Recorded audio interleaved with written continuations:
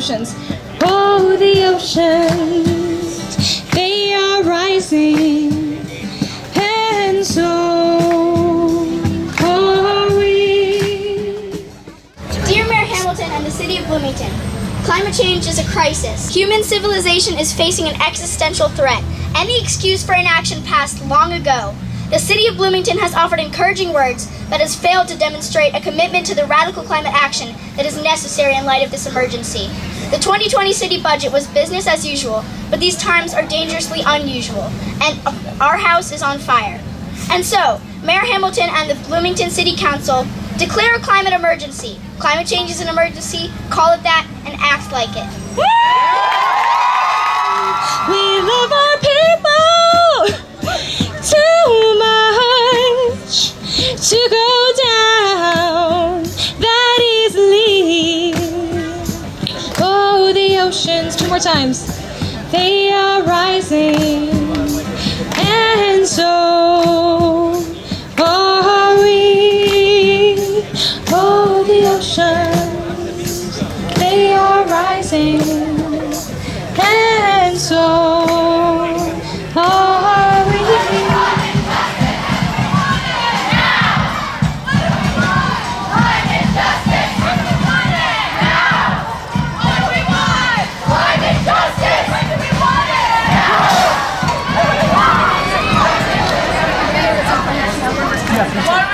Climate action now, up front.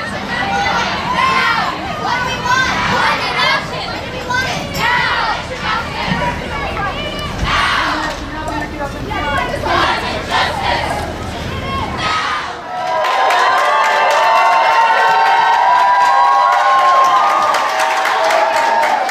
I want to welcome you all to City Hall. This is your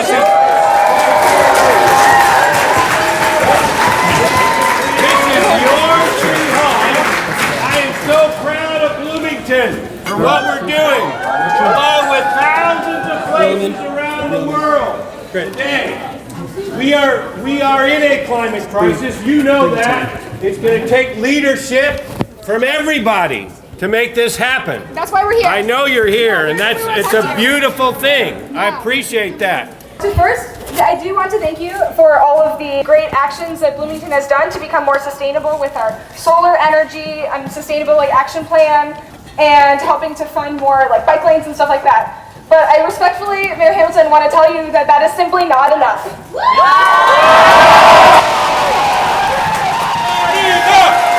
enough! Not enough! Not enough! Not enough! Not enough! Not enough! Not enough! Not enough! Not enough! Thank you, everybody. Thank you. As you know, our Amazon is burning up right now, and our sea levels are rising, and our globe is warming, and countries are literally going underwater, and our climate refugees, there are too many who have lost their homes because of climate change, and our air and water and land is being poisoned. Our earth is becoming inhabitable and is being scorched and polluted by people, and those people are the corporations and the CEO billionaires of fossil fuel organizations who have had their hold in politics and too much influence in our politics. You're right. Yes. And we don't need you to simply acknowledge these problems, so we want you to stand up and do more with our demands as well. I'm looking and look around at all of these young faces here right now.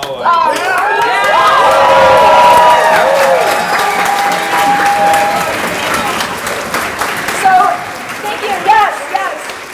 These faces are the people's futures who you have the power to impact or not. Absolutely. And you have power, and you need to use it. We, as a city government here in Bloomington, need to devote more resources to our climate emergency and prioritize climate action and justice as we approach it in all aspects of government. And that starts with our demands that we're going to reconvene today.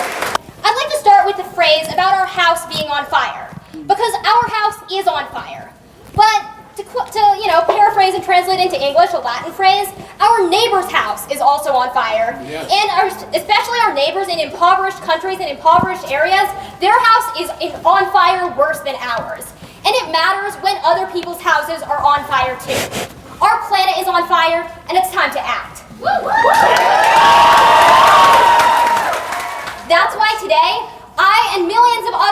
students are marching in solidarity around the world to show that we need climate action.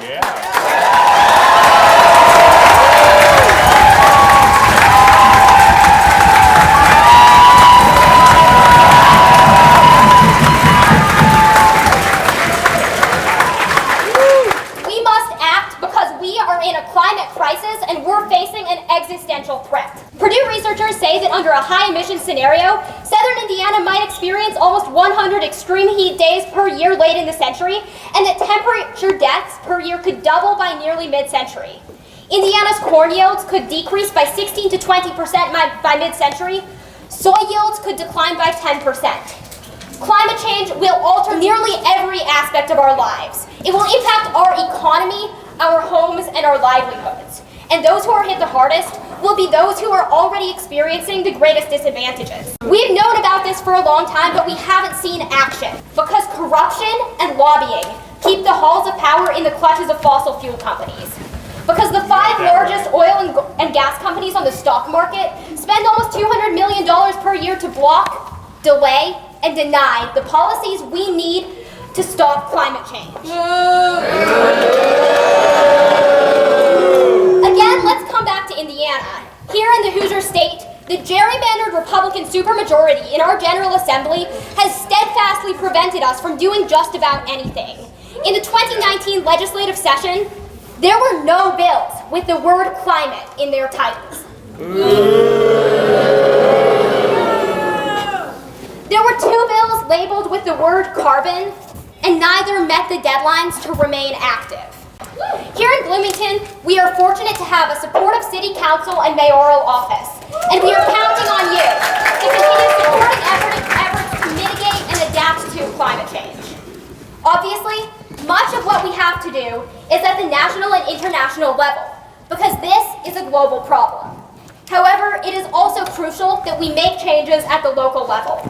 We must continue to support public transportation and make our city pedestrian and cyclist friendly.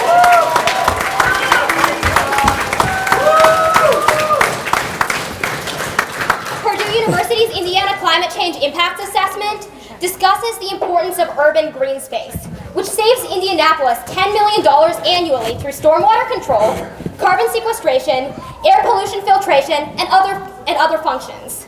Also, trees are beautiful. So yeah, we must also call on the state and federal governments to support us in a switch to renewable energy.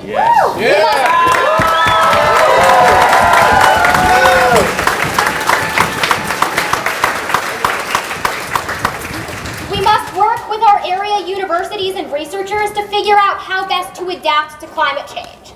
We must develop sustainable, affordable, and dense housing to increase urban density and make Bloomington a better and greener city.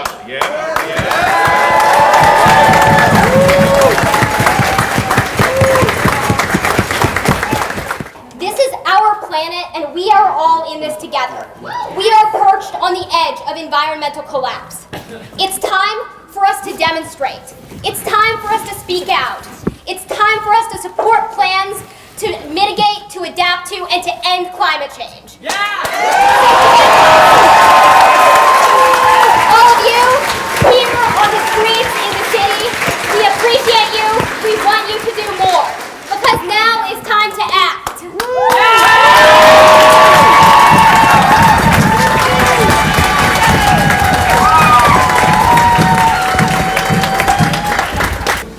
Dear Mayor Hamilton and the City of Bloomington, climate change is a crisis. Human civilization is facing an existential threat. Any excuse for inaction passed long ago. The City of Bloomington has offered encouraging words, but has sadly failed to demonstrate a commitment to the radical climate action that is necessary. It's a climate emergency! And that is declaring a climate emergency! Okay, has failed to demonstrate a commitment to the radical climate action that is necessary in light of this emergency. The 2020 city budget was business as usual, but these times are dangerously unusual. Our house is on fire. And so, Mayor Hamilton and the Bloomington City Council declare a climate emergency.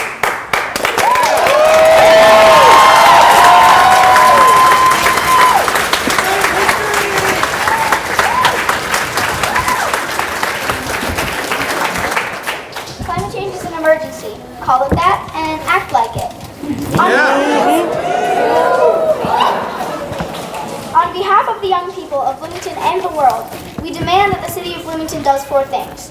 1. Commit to reduce citywide greenhouse gas emissions to net zero by 2040, with a commitment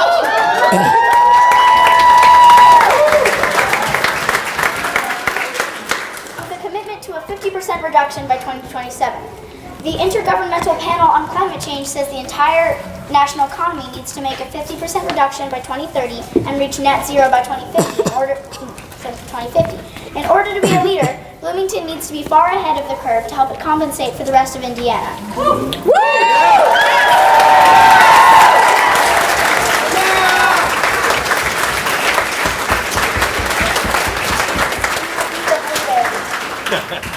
Two, develop a concrete plan to get citywide emissions to net zero by 2040. Pass an appropriation ordinance to finance, create, develop, and execute a plan. The plan must address the role of Bloomington within the wider climate crisis, particularly in preparing local hospitality for climate refugees. Yes.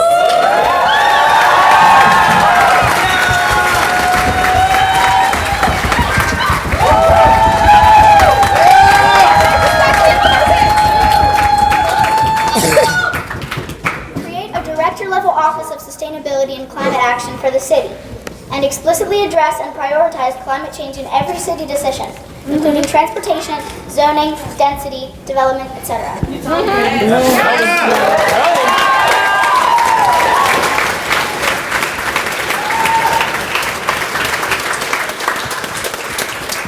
3, get the city of Bloomington to 60% tree coverage.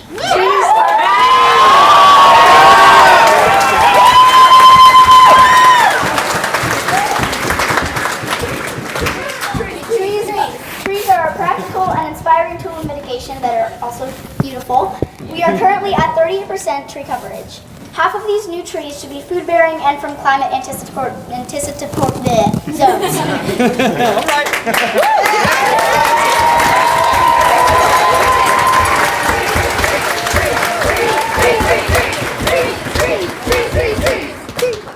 4, expand funding for sustainable housing, transit, and the local food economy.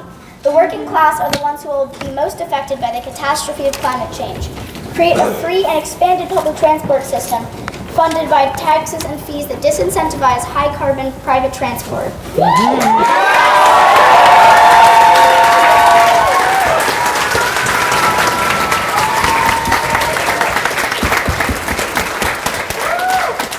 Create pedestrian-friendly hubs throughout the city to ensure walkability for all residents.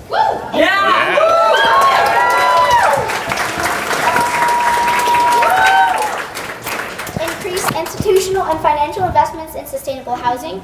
Increase institutional and financial investments in the local food economy. There is much to be done and much we can do. We demand climate justice for everyone.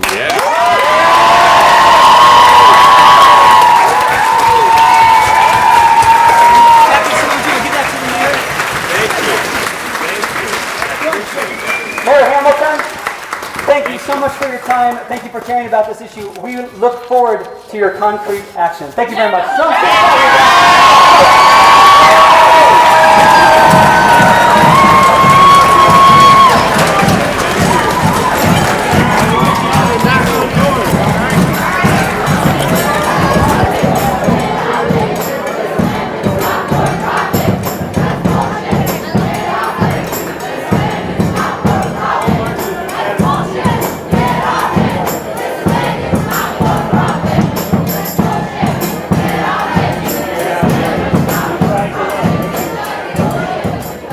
I was thrilled and honored to have the community come forward as they did today. It's a beautiful thing. The voice of young people have a particular power to say this is our planet that we're going to be living in for decades while some of us will be gone. And we need to take the steps today and tomorrow and next year and next decade to protect this planet. And it was really powerful. I'm so proud of them to come out here too.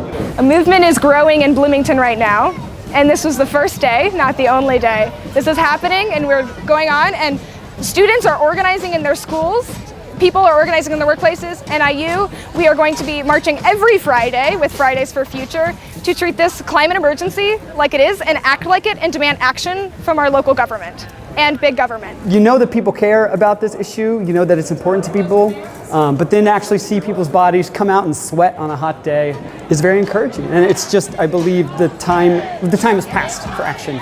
But there's so much we can do at the local level, and there's a lot of political will to up the game. Too much carbon in the atmosphere. Hey, hey! What? It's hot in here. What? Too much carbon in the atmosphere. Hey, hey! It's hot in here. Too much carbon in the atmosphere. Welcome to our climate strike. Yes.